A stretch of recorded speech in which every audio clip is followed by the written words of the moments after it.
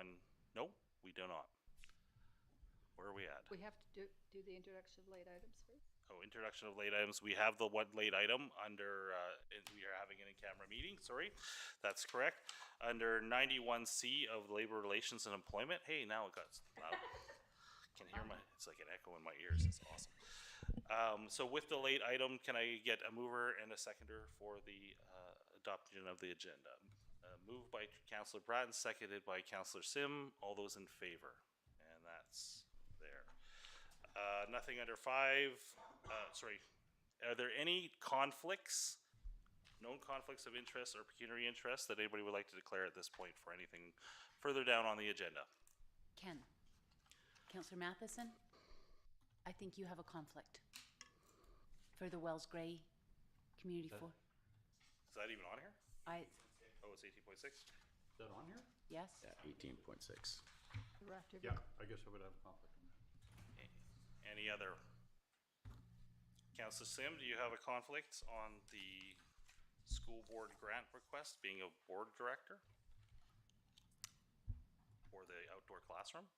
Because it is coming from the school board, not from the PAC. I don't think it's coming. Is it coming from the school board? Yes. Well, I'm happy to remove myself. Okay, thank you. Okay, I'm just making notes of those. I'd like to see that letter. I think it's in the report. Okay, great. Thank you.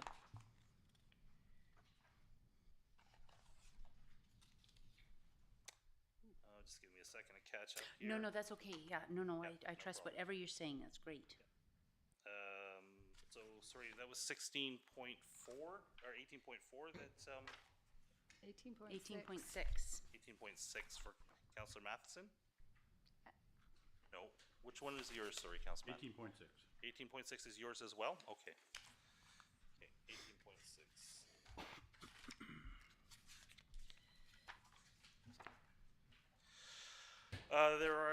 The TNRD area director is not here today.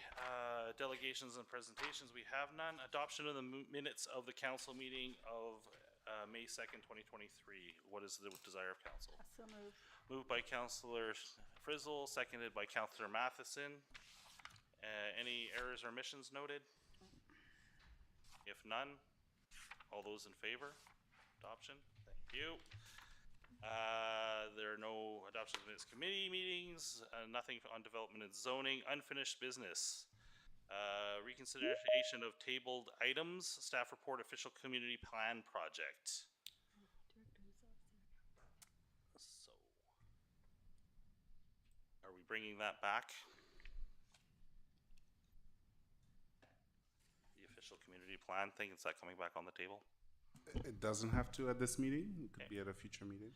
Okay, if there's no It's up to desire at council. this point, we do have a planning session next week, so we'll just leave it there if everybody's in agree with that. No public statutory hearings. Mayor's report is on table. I'll go through a couple of highlights. I was ill for a couple weeks with COVID. Before that, I went to Silga, a great convention, the last week of April. Lots of conversation on housing, rural healthcare, communications. Some fantastic speakers at that event. It was probably one of the best local government events that I've seen for a regional local government event. It was quite good. I did UBCM Advocacy Days. I think I might have reported on that before, but the big main topics on that were housing emergency management, especially the new Emergencies Act and how much of a download that potentially is on local governments, and the need for the provincial government to support that with funding and resources on many levels, and then the continuation of economic development funds for communities that are in transition, those communities that have lost mills or other industries, beyond just the 2 years that was initially set out by the provincial government. There was a lot of push on that one as well. Had a lot of meetings with a lot of people. It was very great talking to people from all over government, whether they be ministers, MLAs, or their staffers. They all happened to seem to know where Clearwater was, and they definitely knew what our issues were. So it was good. did a climate caucus call, and there are notes on a joint meeting with Ward Stamer and MOTI Minister Rob Fleming. We are continuing to advocate with the minister on many issues to do with highway safety, including variable speed zones, as MLA Millibar brought up this afternoon. And we expect actually some of this to happen this summer, including the beginning of the construction of a passing lane just south of Barrier.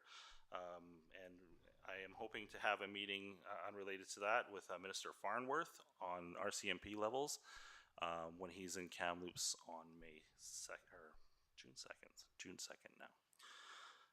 And the rest is there. Moving on to council reports. Councillor Braaten.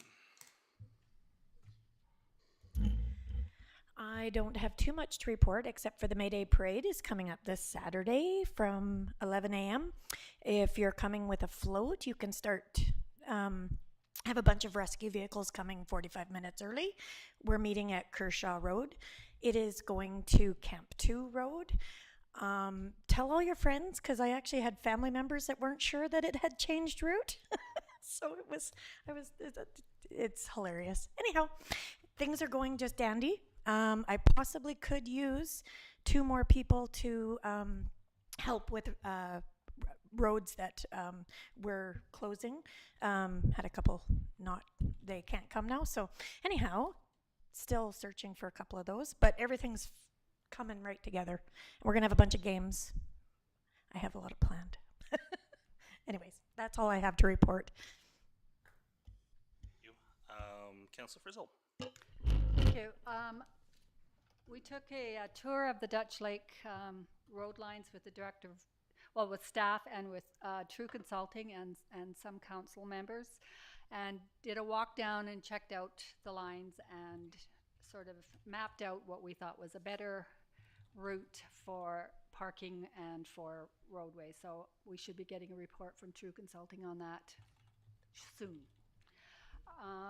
I also attended the Trails Task Force meeting, and we're hoping to have an opening ceremonies of 3 trails in June, and that would include the Park Drive trail, the trail by Roundabout to Wells Gray in, and then the one right out here. And it's likely we'll have it just out here, and we'll just have an opening ceremony for all 3 of them.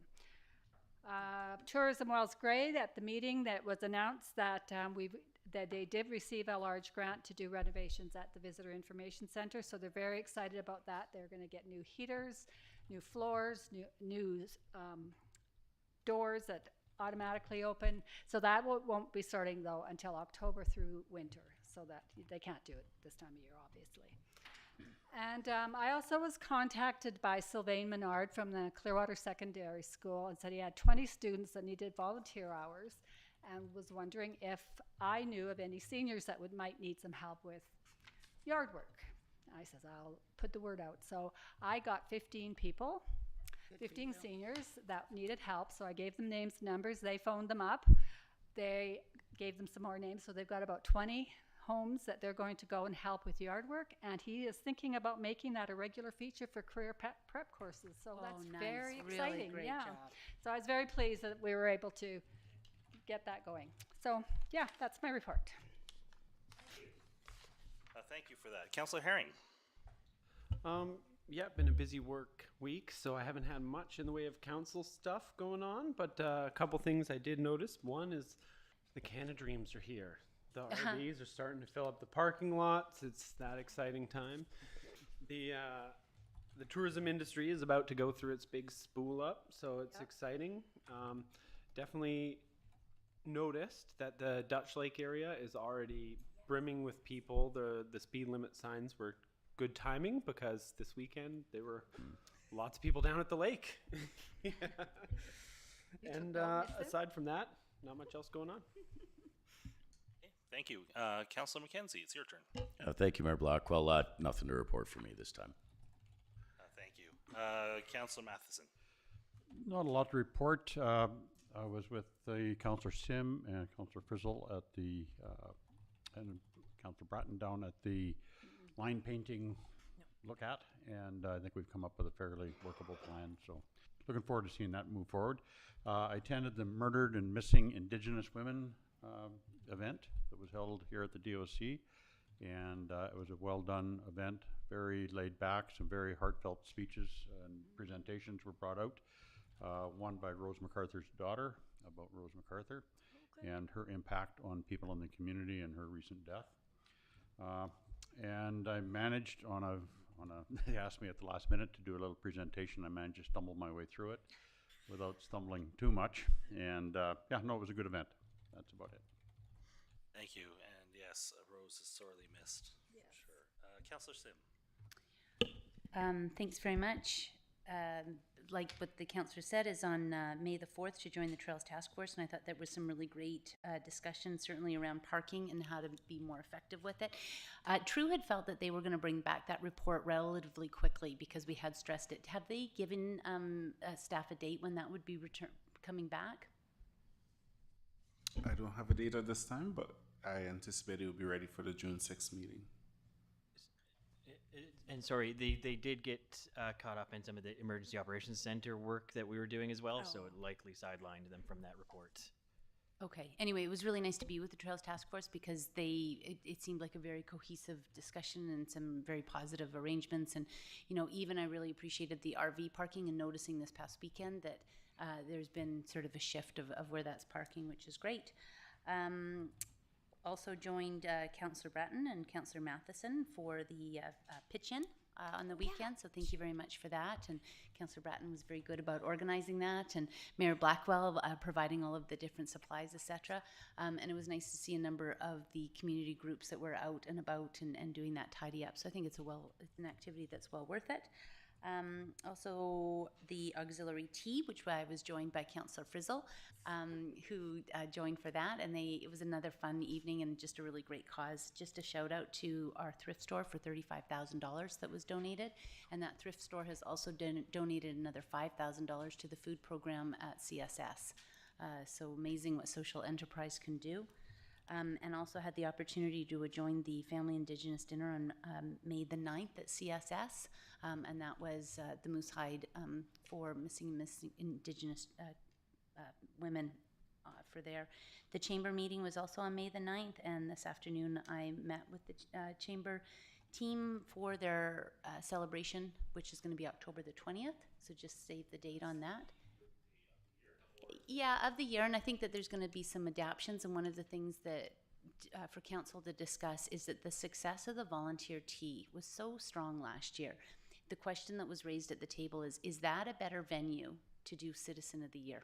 Oh. So it's not to discuss, it was just a seed planted, honestly, that's like 90 minutes old. So, sorry, the date for the event is? October the 20th.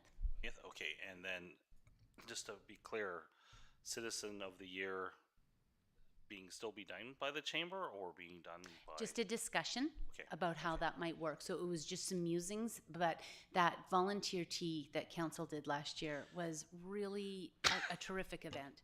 And so how to tie those things together, or maybe not. So I just share that as just, you know, kind of the musings that are happening there. I'm also with SD 73, I am really impressed with the number of people who's taken up the District of Clearwater's lead for having student engagements and student councils. We haven't been able to engage because we're still coming out of COVID. I'm curious if that's something that council wanted to do come September. These kids are really struggling with what sort of leadership looks like and, you know, how that works. Does it have to be formal like it was before? Because I felt that was really arduous on staff. And is there another way to look at that? Are you talking liaison with student council or reforming junior council? I am looking for just ways that we might want to revamp how to engage with students because they've got ideas. Last night we had a presentation from some students, and 4 of them work with the city of Kamloops, and they meet informally and are kind of caught up to speed. And they have their report last night was how empowered they felt as the next generation citizens, and how they appreciated being a part of their community growth and their plan. And, you know, it's something that Clearwater had started many, many years ago, and how could we maybe pick that up, but not in the same restrictive form. Again, being very sensitive to how that might work with staff. So another wondering. And then the last one, and we've talked about this around this table before, is when we might be able to, or how we want to look at recruitment and retention, noticing that we're starting to see some shortages. Again, should that be taken outside of council and done like how it was done a number of years ago as a community group? Because this is a community issue and not putting that kind of stretch for staff. Just sort of thinking about things differently, recognize moving into the summer and what that might involve. Okay, thank you. Yeah, those are definitely things to think about, and I think there's something that we can probably all Definitely think have about. some ideas on that one. Anything further? Can I speak again? Yeah, you actually can, and just to highlight that both Councillor Braaten and myself met with MLAs Middlebar and Stone, and I don't know if we quite fleshed that out, but go ahead. Right.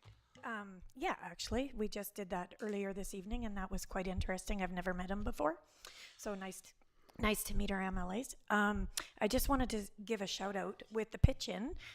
Merlin wasn't able to come, but he gave me all his stuff, which I have to give back to you. And I would like to give a shout out to Councillor Mackenzie's wife and daughters, because they did a fantastic job over by the Meridian, by the Info Center, and all the way to Canco. They had 3 of the largest bags, so I had set up Jagger Garbage to pick it up, but we didn't. Everybody took their garbage, so I didn't need to go. So I just went and picked it all up. I had a hard time lifting those bags, and I can lift. So those girls did fantastic. And there was lots of other help. I had Carol and Deanna and Fern, Riley, Carol. Oh, her name just left my head. Not Radcliffe. Sorry, Carol. Hindle. Thank you. And yes, Always a trooper. yes, she was fantastic. She goes above and beyond and always has. Yeah, so she took her little truck out there, and they did quite a large, and we've had the fire department and many volunteers, which I don't know if you all noticed, but it really did. I just love it when pitch-in happens because it tidies it up. And also Jagger, he actually was going to donate his services, and he was going to run his truck around for free. So really appreciate that. And I didn't end up needing him, but it was an awesome offering. So, sorry. Yes, thank you for that. Yeah, it is a great event, and Councillor Mackenzie, that area that you did with your children in the past has been referred to as the danger zone. Outside of Camco. Yeah, so your family is brave, and we thank you for your service. Good deal. Moving on to item 15.1, there's a staff liaison and committee schedule. This one I would actually like to talk about at a future meeting, so I would like to talk about having a good, sharp look at all the committees we have. In my travels over the last 6 or 7 weeks, I have yet to meet a community that does the amount of things that we do, and I think we need to merge, amalgamate, or find a different structure for this, because as to Councillor Sim's earlier points about level of staff workload, it's not sustainable, and we are not doing. This is not how it works elsewhere. So I would like to consider rethinking that, and then also at some point in that conversation, and I'm just putting the bug out there, consider a different way of doing committee of the whole outside of the regular council meeting, and maybe as an independent meeting the way the TNRD does it. But we'll have to have a conversation of that because it affects your time, and it will affect bylaw and how things work. But I'll just leave that there for now. Put it in your head, and when we go up in the next couple weeks here talking about other things, think about what your thoughts are on those things. Are there any questions of the CAO quickly on anything that you urgently need to know all? If not, we'll move on to item 17.1, bylaw 283, building step code bylaw amendment. Staff can speak to this if you do, but there are 3 recommendations on this. What is the questions of staff for starters? If not, mover and a seconder. Just a discussion point, not Yep, to move or go ahead. second. I just wanted to specify I was really happy to see the changes that Ms. Sadalkova, I believe her last name is. Sadlikova. Sadalkova. Trust me, it takes years to get it right. Added. So it's nice to see the changes, but I will be voting against this one, just because I think that the DCCs are something we need to talk about. I think that the step code is poorly timed, and it's going to add, as Ms. Sadalkova pointed out, between $14,000 to $30,000 to the cost of every build. So this is a time we're in a housing crisis. Adding a whole bunch of money to the cost of every build is terrible. That being said, we don't have a choice in this. The step code is provincial. So I'm just going to vote against it because it doesn't sit well with my conscience, but it is what it is. Thank you for noting that. Any further? Councillor Frizzle? I just had a question on the community engineer advertiser. If we go the, I This don't is know. on the second page. Yeah, that's where I wrote it, but that's not Okay. the correct place. If we go to the, what is it, the one where you just put more insulation, do you still have to have the advisor come in and do the inspection?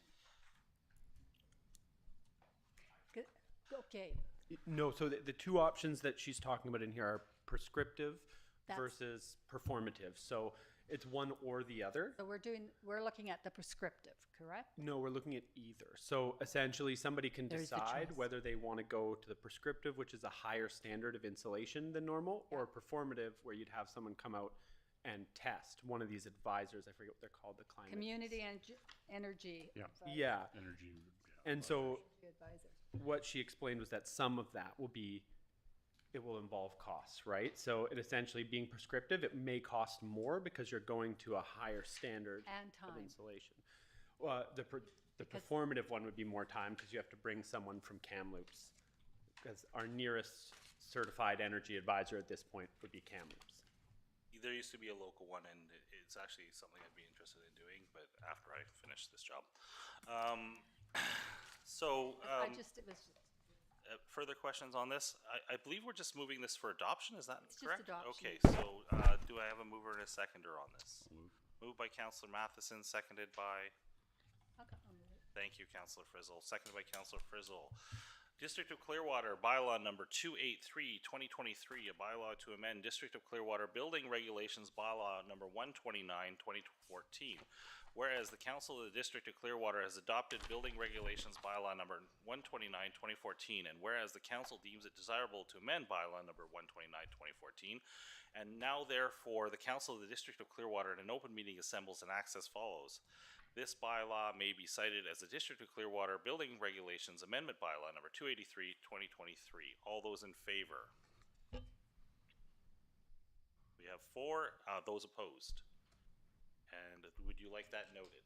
Okay, so Yes. Councillor Mackenzie, Councillor Sim, and Councillor Herring opposed. Thank you. Okay. Second to catch up on my paper.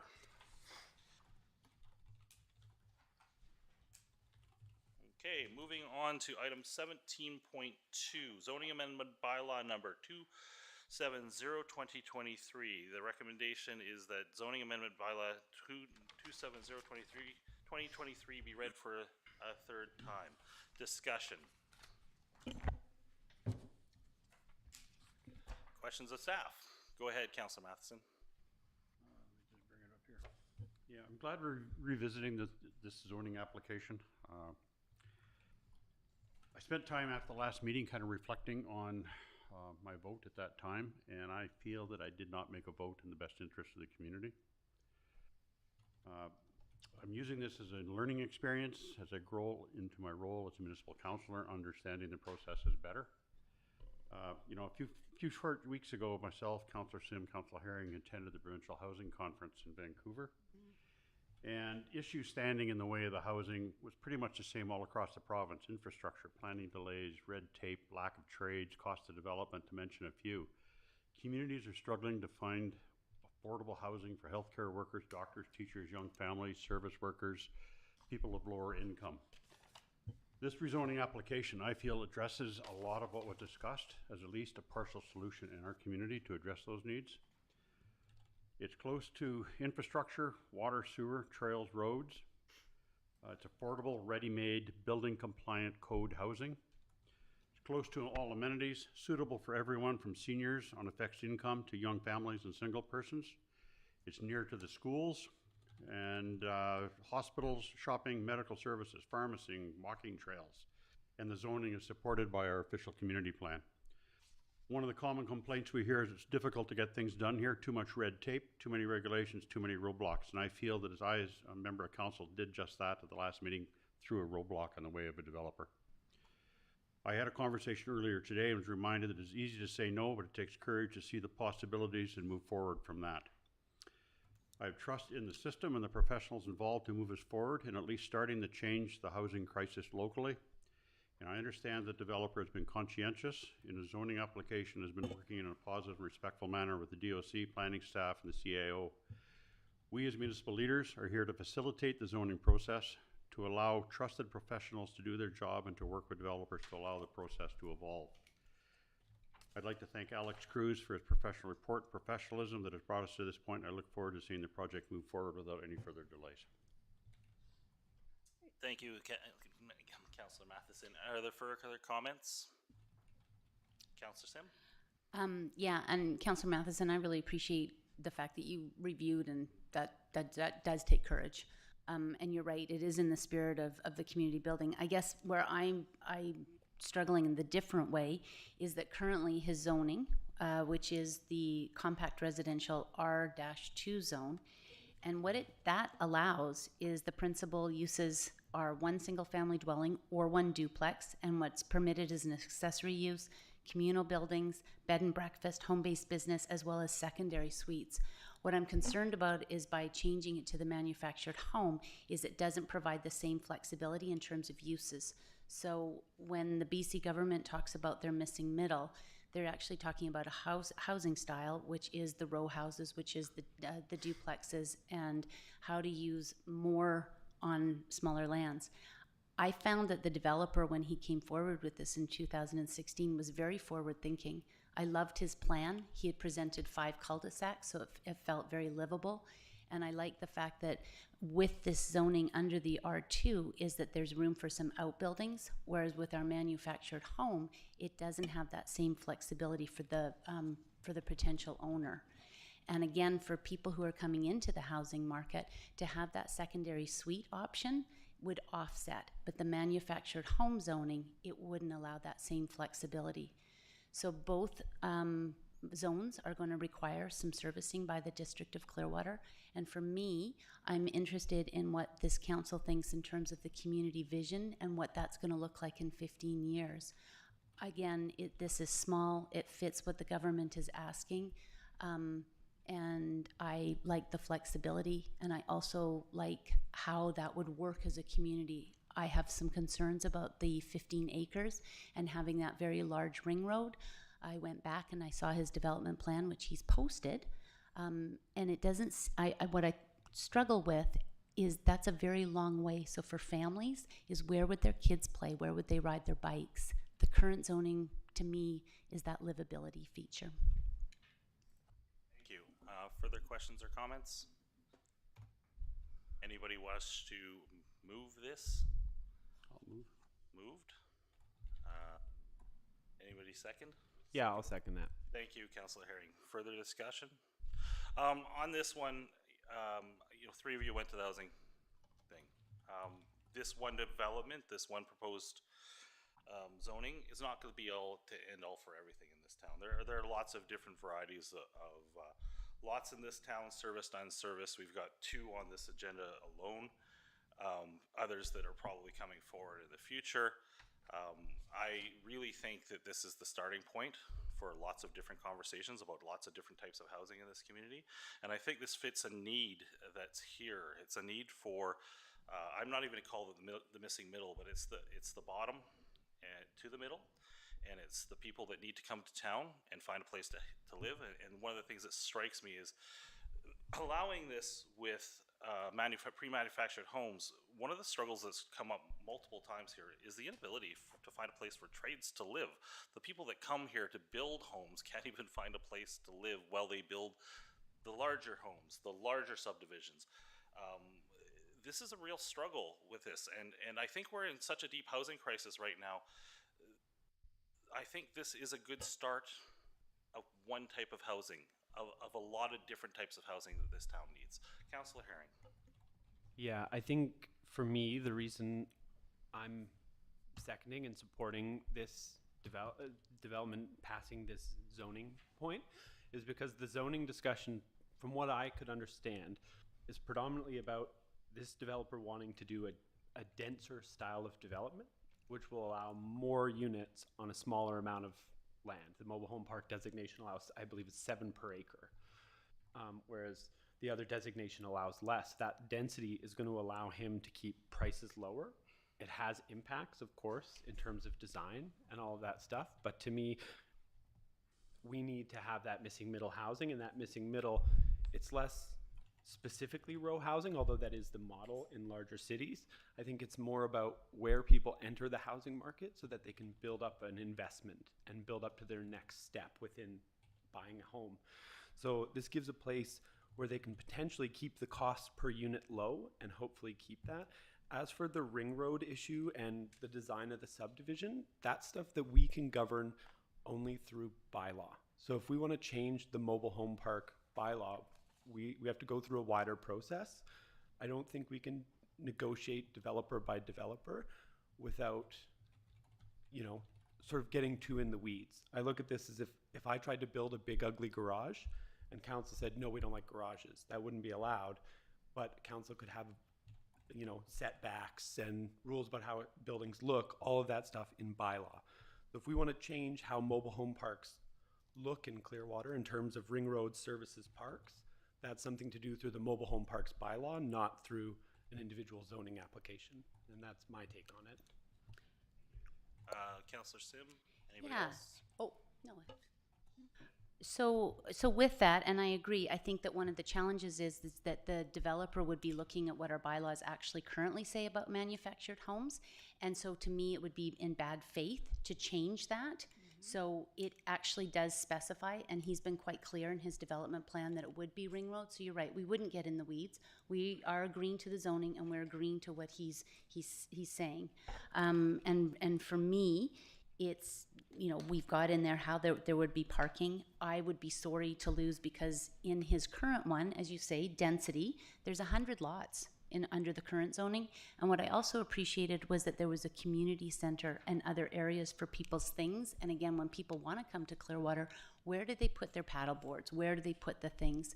I also struggle with the fact that if there is such a big demand, there is a development on Park Drive that hasn't had an uptake yet. And it is a demonstration about how that land use would be. And I just, again, it comes back to livability for me and what that community looks like in 15 years and how to do it.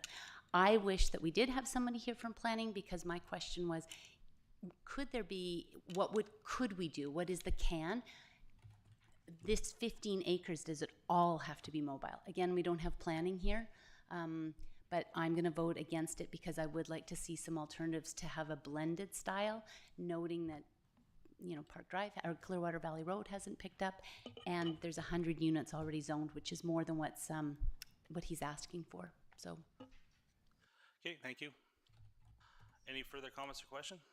If not, I'll call the question. All those in favor of this motion? Okay, opposed? Noted? Noted. Where District of Clearwater bylaw number 270, 2023, a bylaw to amend, I'm reading the right one, aren't I? Yes, I am.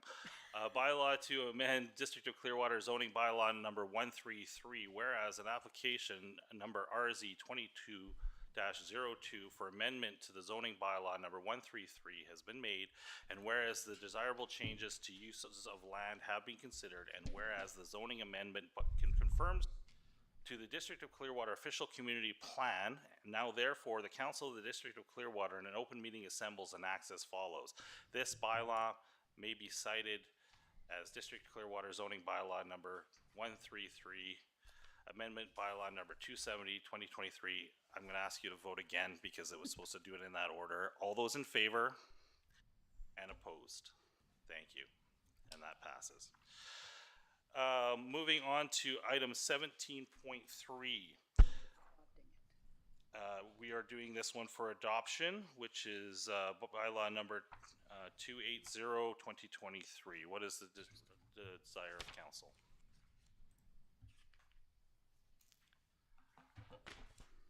Move second. Adopted, or is it third reading? 280. This is 280. We have 280. Where's that? Page 57. 57. Okay. Okay, Just so in the this wrong order. is Out at Sunshine Old Valley. North Thompson Highway, Sunshine Valley Road. Yeah. And this is being adopted. I'll move it. Moved by Councillor Frizzle, seconded by. Any further discussion on this one?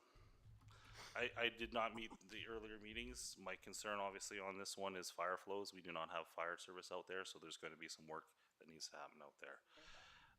District of Clearwater bylaw number 280/2023, a bylaw to amend District of Clearwater zoning bylaw number 133. Whereas an application number RZ2102 for amendment to zoning bylaw number 133 has been made, and whereas the desirable changes, in uses of land have been considered, and whereas the zoning amendment conforms to the District of Clearwater official community plan, now therefore the Council of the District of Clearwater, an open meeting assembles and acts as follows. This bylaw may be cited as District of Clearwater zoning bylaw number 133, amendment bylaw number 280/2023. All those in favor? Thank you, and that passes unanimously. Moving on to Committee of the Whole. There is a recommendation that Council enter a Committee of the Whole meeting of the Parks, Recreation, Social Development Standing Committee. Do I have a mover on that? Thank you, Councillor Frizzle. Seconder on that? Second that. All those in favor of moving in, and I pass the chair over. Am I the chair? Who's Parks and Rec? That's you, believe Councillor that's me. Herring. Here I am chairing. Okay. Chair Harry. Thank you. All right. And so I guess we'll start with 18.2, the staff report on the Canada Day barbecue. Did you want to speak to that, staff?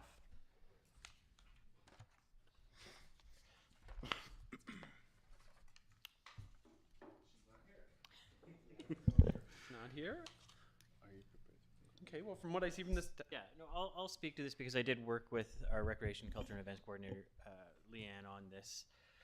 Essentially, it was a desire of council at the last Parks and Rec committee meeting to just plan an event. So we just did the quick report following what sort of council's desire was at. Wanted to bring it back just for approval and consideration, and then we would start planning the event for Canada Day, July 1st. I don't think anything here is too surprising. There is a sort of budgetary breakdown that's within the RCE budget. And I don't believe there's anything else here. okay. Just for And it's just for information. It looks great. Does anyone have any questions for staff? You're running this. Shelley? I do. I just wasn't clear from the report who is taking the lead on this, but from what you're saying, Mr. Prime, it sounds as though staff will be taking the lead. That's correct. Leanne was assuming she'd be taking the lead. Okay, and would be there on site that day. She would. Okay, that's really terrific. I also wonder if the budget isn't a little bit shy, just noting, I think that these numbers sound familiar from a couple of years ago, but burgers and such have gone up. I would feel a little bit better having a bit more budget to it, especially if it's going to be back on the beach. It was so successful. I just wouldn't want to be caught shy on it. people have missed it, so there might Yeah. be there might be popular. Okay, so do we want to make an amendment then? Well, I don't know if we need a motion or if we just need to maybe suggest the budget be revised. How do we want to do that? It was out of the RCE, her staff, her events budget. So We don't need a motion at this We point. don't need a motion, just, I guess, Just knowing now that you guys know that we think maybe the budget's light. yes. Okay. I do have this. Perfect. Shelley? Were we able, we had passed it the last one, were we able to purchase 2 barbecues as of yet or not yet? I believe that's in that here coming up. comes up. Yes, so the committee did make a recommendation. It is here after we exit committee of the whole to vote as a council, and then we would be able to make the purchase. Thank you. I missed Okay. that. And then, so do we have any more comments about Canada Day barbecue? Just the comment that the exact flat grill is on sale at Costco right now. Anyways, Perfect. Right. for $450, and I've never seen it that price ever. So there we go. Okay, and then we're on to 18.3, the Parks Master Plan and Dog Park. Mr. Mayor, do you have an update on that for us? Pardon me.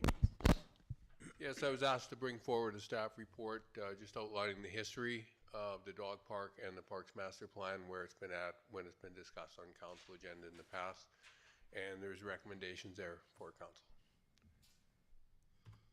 Okay. Great, and so you guys have a report before you. Would anyone have any questions of staff on the report? So, yeah, I just wanted to ask about the locations. What did we decide on a location, or was it still in the process of 3 locations? Possible? Council seemed to favor the location behind the high school, but there has never been a definite yes or no to that, but it seemed to be the preferred spot. Okay. Was that area not dedicated by Trans Mountain? I don't know. I believe that it had been discussed when we did the site tour. In 2021? It's all been a blur since. Right. So when you say dedicated, what do you mean? I can only report for the fact that there had been some designated land in there, and when we toured as a council, we had thought that that might be good because it wouldn't require any purchasing from it, and we had actually opted not to do anything with the park yet because the construction would still be going through. Right, yeah. So there was that area that, from what I understood at the time of the tour, it had been dedicated by TMX, which was an advantage to the District of Clearwater. In my recollection of it was that at the time we did want to move forward with a dog park. At the time we had looked at the other ones. We decided essentially as a council that the one at the ballpark was a bad idea because we're going to put balls into the boo.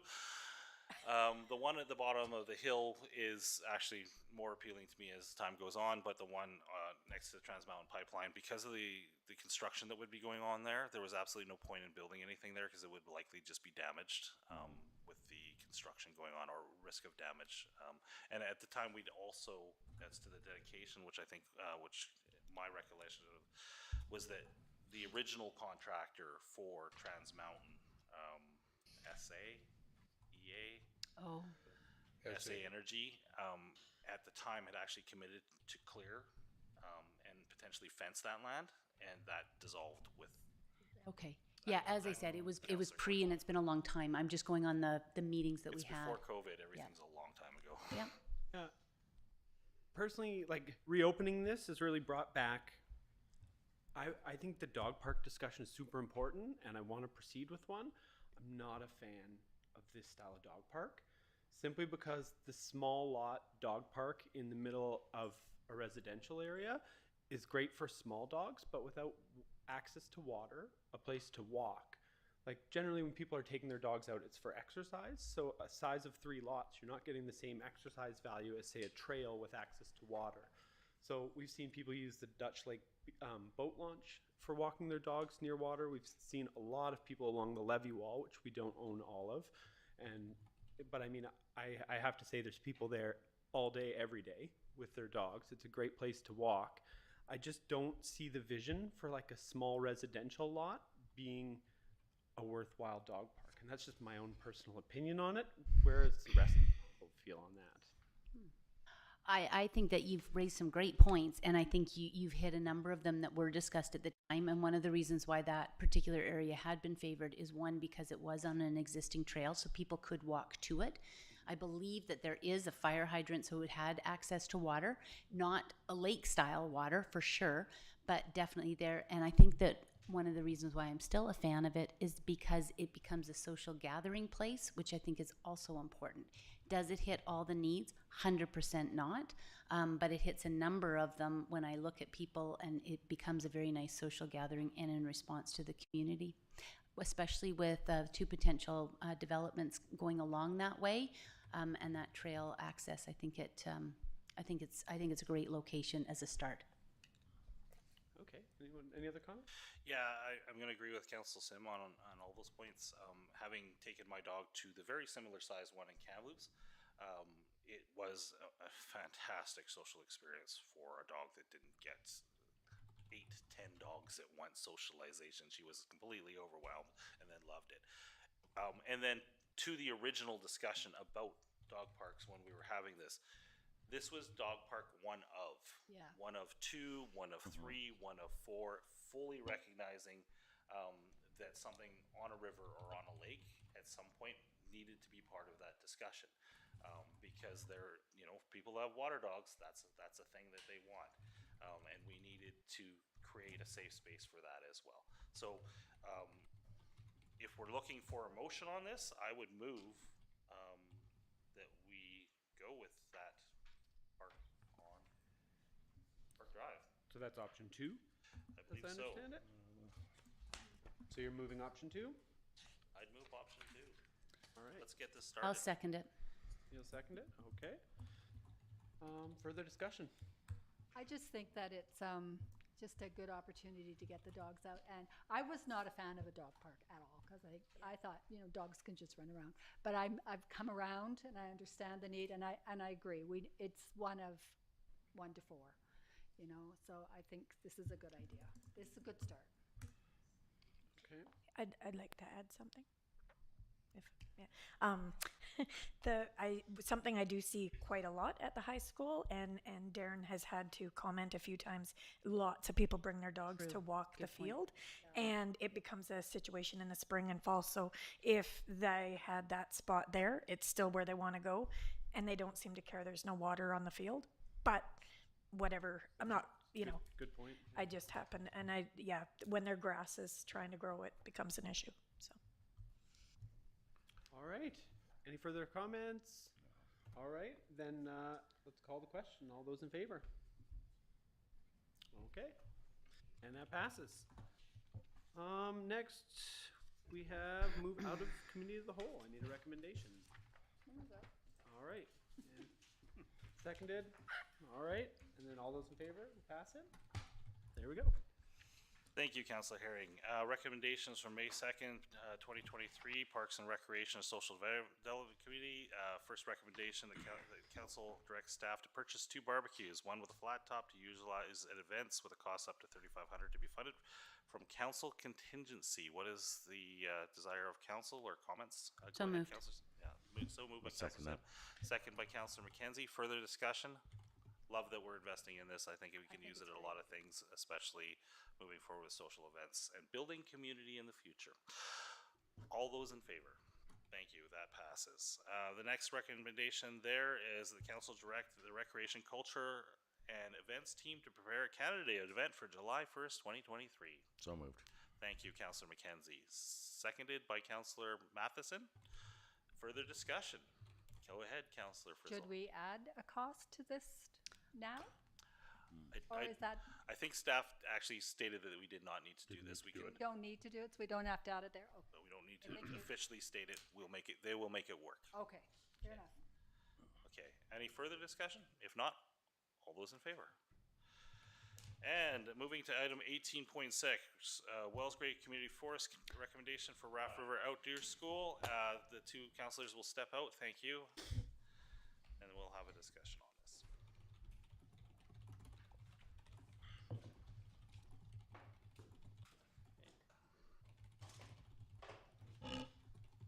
Okay, so there is a recommendation. The council directs staff to disperse an amount of $88,923.04 to be granted to Raft River Elementary School Elementary SD 73 with their matching funds of $114,551 for the Raft River Elementary School outdoor classroom and learning project. Learning space project. Whew, that's a lot to say. Comments from council? Questions to staff? Go ahead, Councillor Herring. Super excited about this. I think this is such a great project. I can't wait to see it come to fruition. I'll move the recommendation. Thank you. You're moving. I'll second. Seconded by Councillor Frizzle. Yeah, I like to say, originally when this came out, I had concerns because the scale and the fundraising needed to be accomplished for this was massive. They were doing $3,000 and $5,000. They hit $27,000, and I didn't know where this was going to go. But the team here has pulled off a miracle here. It's really impressive. Okay, all those in favor? Thank you. Councillor Braaten, can you, or Mr. McCormick will bring the rest of council back in.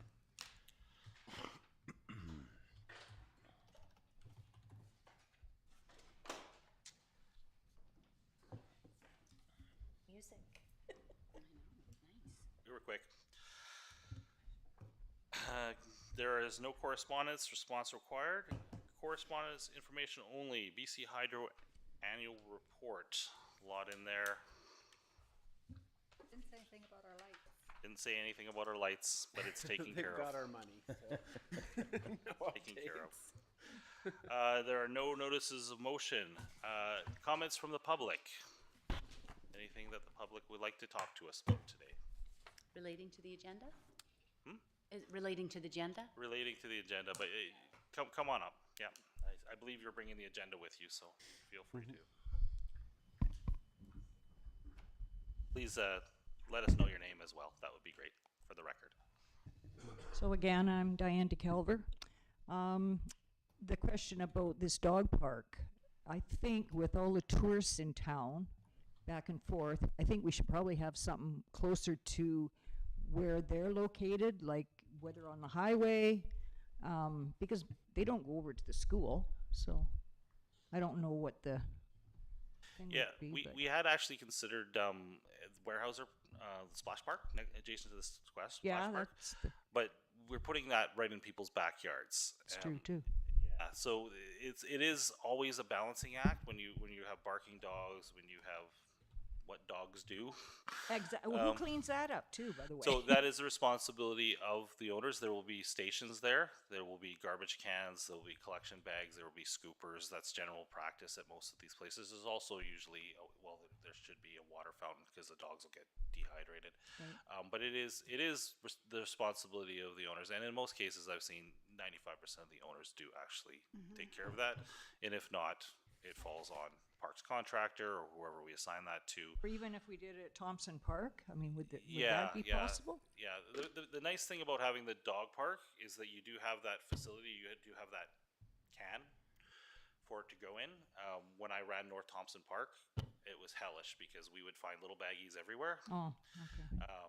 And they do break down over time, so you would Yeah, try then you to got retrieve everything this and everywhere. you had not fun.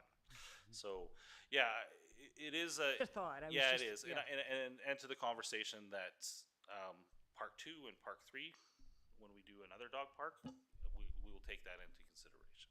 And then getting back to these subdivisions we're talking about, is that the one out? There's a mobile home park apparently going to be This is a Norfolk and Harby Road, or is it Warby Road? Norfolk and Warby. So the road that comes in from the school bus garage, Yeah. right at that intersection where it turns the corner there, in between there and the pipeline. is that the 15 acres we're talking? Yes. Yeah. There's only 15 acres there. There's more than 15 acres there, but this particular owner's lot is 15 acres of that. He also owns a chunk of property on the other side of the pipeline, which has a very small access that faces towards the hospital. And that will be a future development if he wishes to go Down forward the with road. that. Yeah. And we still got boroughs. We have lots of them on the books. We have Sunshine Valley, Old North Thompson Highway. We still have what used to be called Egram Homes. There are other ones that people have suggested but have not come to the table yet. Okay. What about if the district buys the old Safety Mart building? Puts the high rises in there. That is as far as an idea of that being redeveloped, I would love to see that redeveloped. It's not typically the thing that a district would do, and I honestly don't think we have the resources to do that or the borrowing power to do that. We are not really that wealthy, and it is owned by somebody right now that has got it rented out, but maybe somebody in the future will develop it. We've, in past views of the OCP, it's actually been suggested that it be retail on the bottom, apartments on the top, townhouses, something along those lines. But there are lots of... So if somebody bought that, somebody owns it, so... if somebody wanted to buy it from the owner Yes. and develop it, Is it a lot of red tape involved? It would require, I'm sure, as rezoning, because right now it's commercial. So, but it is, in my understanding, if I'm like, somebody can correct me if they have a different reading of the OCP, that was seen as a possible future use under the OCP. So it actually matches some of the vision of our community plan that exists as it does today, to turn that more into a residential neighborhood, especially now that we have the bylaw and the gateway to Wells Grade Corner up the top there. But it's also really nice to still have neighborhood services as well. So a corner store there, a hairdresser, a pizza place, or something like that. I lived in co-op housing on Burnaby Mountain, and it was sort of a density like that, and it had 6 buildings, and then one had what I just talked about, with retail on the bottom, housing on the top, and it worked fantastic. It created a sense of neighborhood that was fantastic. So, yep. Okay, what about the camp? Now it's going to... The camp is the property of the TNRD. The TNRD actually owns that chunk of land. Okay. The TNRD at this point, and I've had a brief discussion with the chair of the TNRD. The TNRD is holding that as an asset. They have not made a decision. It would come to the board of the TNRD as to whether or not they would sell that. But at this point, staff have not had a recommendation for that. They have not been asked to do that in any way. And until that happens, or somebody comes forward and says, we would like to buy it, then that would go through a staff report process. If the staff agreed to that, it could go to the board for a decision on that. But that would be a multi-year project. Oh, yeah. Yeah, so it's not. But there is a possibility that could create I some think more there's a housing. possibility of anything happening with that, yes. But also note that the vast majority of the land around that, especially north of that side of the road, is privately held as well now. It's no longer part of Canfor property. It's owned by a different company who is willing and wants to develop that property. So there is actually a fair amount of industrial land up there that could almost as easily be developed. And I know a lot of people are focused on that particular property, but really at this point, the TNRD has not expressed as an organization any desire to sell it. No, we do need housing, like we all said, so. Yep. Anyway, sure. thank you. Thank you. Thanks, Sam. Further comments for the public? If not, motion to move into in camera under 91C, Labor Relations and Employment. So moved by Councillor Fizzle, second by Councillor Mackenzie. All those in favor? And we will take a 10-minute recess, please. And see you back in 7:40. Cool. Holy smoke.